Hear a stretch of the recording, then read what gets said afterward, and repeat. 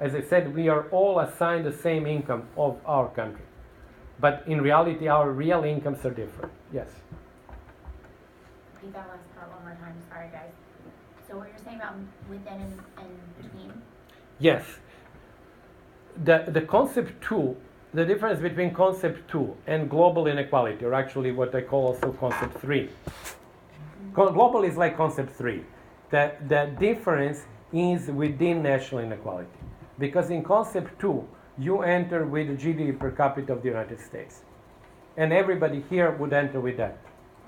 So there's no, In the within difference. there is no within country differentiation. So it would make the between go up, right? Well, it would mean that the additional difference, the difference is within national inequality. Because what is the difference between concept 2 when you enter with the same and I enter and everybody here with the same income, and higher inequality, which would result from the fact that I take your real income? The difference is within national inequalities. Okay, so what the between isn't accounting for, that's got to be what's within. That's true. Within is actually obviously on top, what is on top of the between. Okay. So in other words, in concept 2, you would take all Chinese with the income of China, all Indians with the income of India, all Russians with the income of Russia. And then you say, okay, concept 3, then I want these guys with their actual income. So it's obvious that concept 3 has to be higher inequality than concept 2. Because you simply introduce and level some additional inequality in the system. Because you are actually not treating people as the averages, you're treating people as themselves, like with their income. Okay, your question, how high? It's about, you should know, the number is, could be 65 or 67 or 70, depending on PPPs or what here. But you should know this higher than inequality in each individual country separately. That actually South Africa and Colombia, maybe the countries that are actually coming the closest, or even Brazil, coming the closest to global inequality. So that was when I meant not necessarily the number, but that it is at this upper range, or even above the range of countries. If I said before that the countries go from 25 to 60, this is above that. So that's how high it is. So that's the idea. So that actually, as I said, the number per se, I'm not going to ask you, it doesn't really matter because, now it is on the decline. In 2 years' time, it could be 63. Now it's 65 probably, but it doesn't really matter the number per se. It's actually the overall magnitude of that number. The evolution. Okay, so again, we have talked actually that since 1988, you should really know from all the papers that we have read that it has been on the kind of a plateau, and then it has declined since 2000. But in terms of broad trends, the essential story is that kind of inverted movement that in the 1850s, the global inequality was relatively limited, the Gini of maybe 50, then it actually increased, went to maybe 70, and it's now on the decline. And what is the reason for that movement? Was, again, think of the Big Bang. The Industrial Revolution was a Big Bang. Some countries became richer. They pushed global inequality up because everybody else stayed poor. And what's the reason now for the decline? Is essentially the reverse of that. Asia is now catching up with the rich world, and then Asia, being very large in terms of population, and people are getting richer and they're converging. That actually pulls the global inequality down. So it's a very simple story, but it's a very powerful story because it encompasses 2 centuries. And it's to some extent symmetrical, because inequality went up when one group of people and one group of countries became rich, but now inequality is being reduced when another very large group of people now actually are converging toward those who are rich. But you should also know, and that might come on the exam, maybe I mentioned here, maybe not, that at some point you have ambivalent situation, particularly with respect to China. As China becomes richer, and now it's kind of a cusp where it's neither adding nor detracting from global inequality. Because in the past, it was a big global inequality equalizer because it was poor and became richer. But now, when it's actually around the middle of the global income distribution, a further growth of China would, it's actually probably now at that stage anyway, it's actually adding small things, but it's adding to global inequality. So there is this ambivalence. You know, so it's not when that you've been poor one time and then you have permanently to be an equalizing force. You're not an equalizing force once you have gone past the mean, or actually the median, depending on the measure of the income distribution. So that's the ambivalence of Asian equalizers. Okay, then between group and within group inequality, I think we talked about that. And that's, of course, related to location and class, which I think is pretty straightforward. Location is mean income by countries, added all up, the total difference due to location, and class, in principle, just takes it like within national inequality. It's kind of just my own terminology to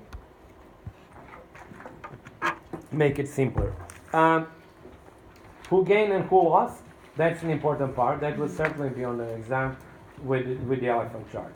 Relative and absolute gains and losses? Is that?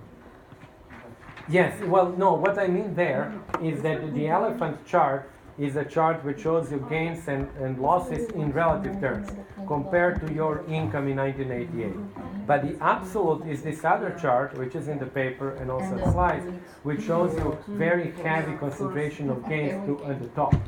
Because the top being actually much richer to start with, even if percentage-wise they gain very little, that little transformed in absolute terms becomes a lot.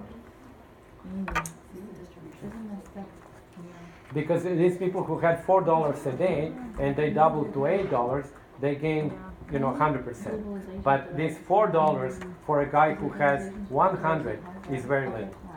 So, and the elephant chart is important to know is a relative, because it measures the percentage gain compared to your original situation. What was that? No, the elephant is going definitely to be there, particularly since now we have so many discussions. And who is there, and who is there, and who is here. So that is definitely going to be. Okay, country's price level, well, and how it influences the PVP income, I've already talked about that. Obviously, the lower the price level, think of this, but you have to have a feeling, intuitive feeling. The lower the price level, the higher the income. And if you have any doubts about that, think that your income is fixed in the US dollars, but instead of New York, you go and live in Louisiana, for example. So clearly, you would be better off with that income there than here. So that's the same rationale for the world. Top income underestimation, household service, we already said it exists. Now, what is the effect on global inequality? Is the effect that actually it underestimates global inequality, because we generally tend to underestimate the top. And then one solution to that is what we had in Christoph Lackner and I in the paper. You do Pareto adjustment, and you should also know and go over your notes on that or paper that this Pareto adjustment.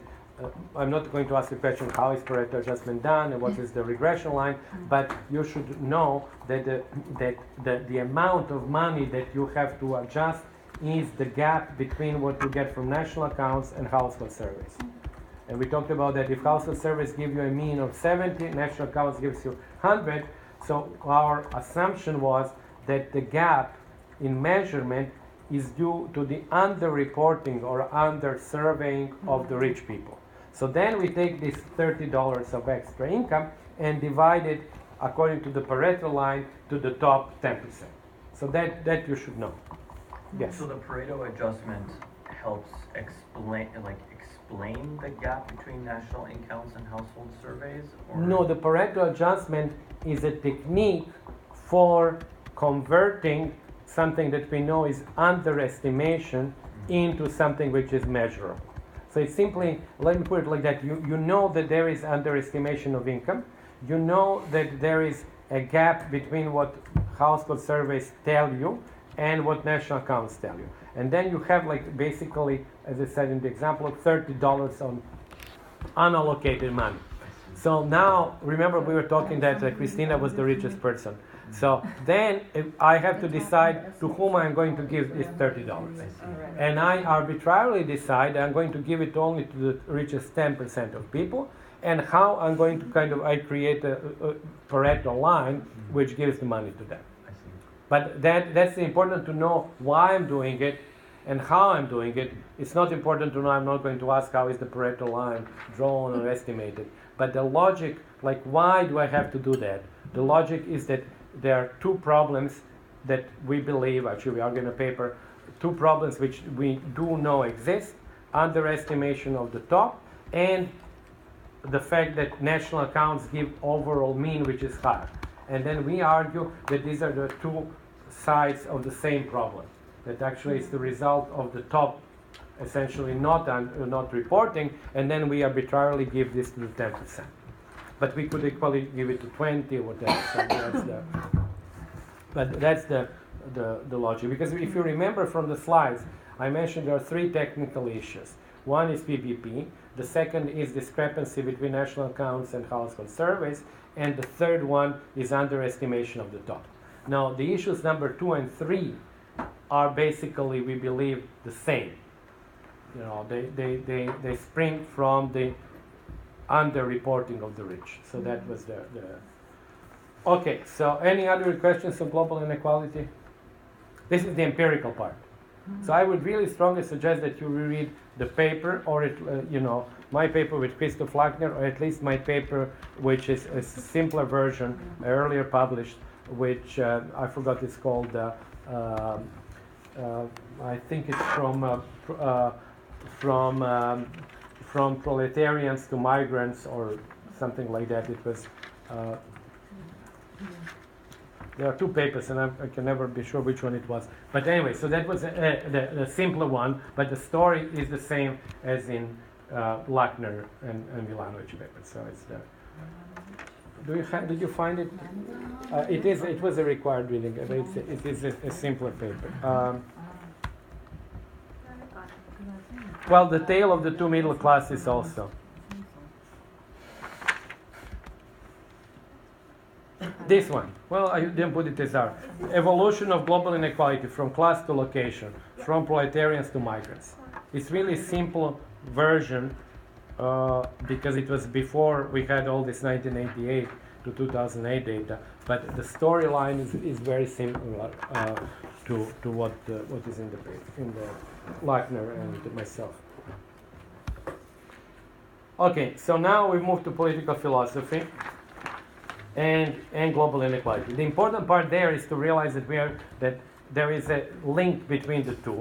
And why introduce political philosophy? Because it really, our empirical knowledge about global inequality allows us to, I believe, to actually say something new about the implication of different political philosophy positions. So that's why we have introduced that.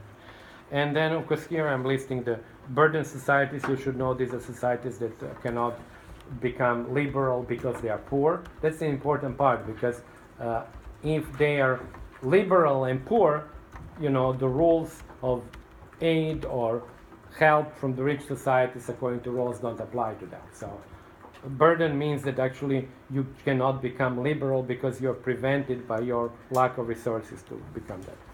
Well-ordered societies are not very important, but only two types, that you can be liberal or you can be what is called decent society. And you remember we talked about that, how it differs from benevolent, although I didn't know the answer, benevolent absolutism. The citizenship rent, now the important part here is that directly derives from the existence, that's an important part, from the existence of location as a significant contributor to global inequality. Because the two things are really linked. If location is a significant explanation or has a significant explanatory power over your income, then it means that location is a large component of global inequality, which then in turn means that citizenship rent, so-called citizenship rent or citizenship premium, is going to be large. In a world where actually all mean incomes of the countries, and that's a good question, all mean incomes of the countries are the same, the location component would be zero, and the citizenship rent would be zero. in a world where actually mean incomes between countries are very, very different, then obviously location component is dominant and the citizenship premium is dominant. So it's essentially